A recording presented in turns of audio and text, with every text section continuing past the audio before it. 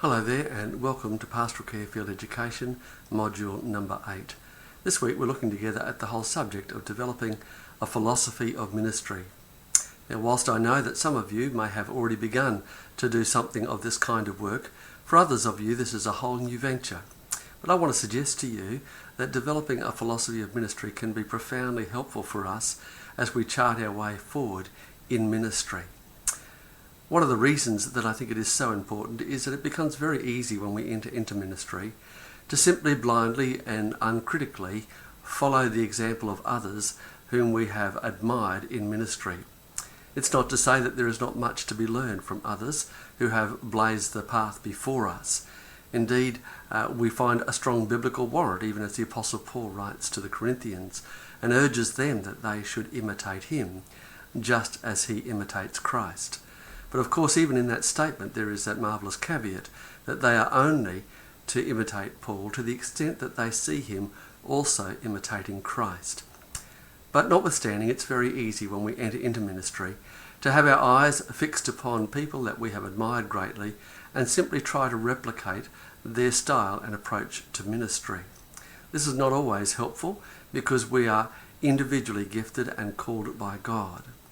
The second thing is that so often in ministry we suddenly find that we have become so incredibly busy. We rush from one activity to the next, barely having enough time to stop and to think and to reflect more carefully upon some of the fundamentals of what we are doing, how we're doing it, and why we are doing it. And then of course the third thing is that so often in the busyness of it all, we simply become reactionaries.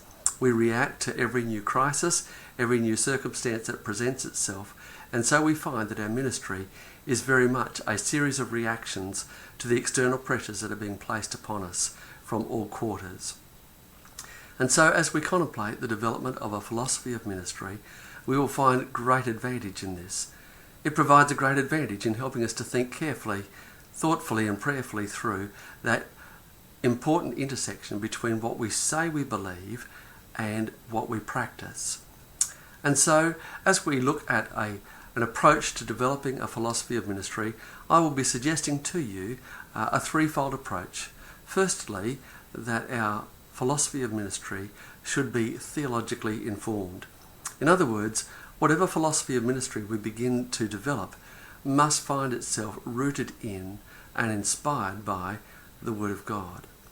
Secondly, I would suggest to you that our philosophy of ministry should be situationally focused. In other words, as we're writing our philosophy of ministry, we have a clear sense of the kinds of people and the kinds of circumstances into which God is calling us to minister.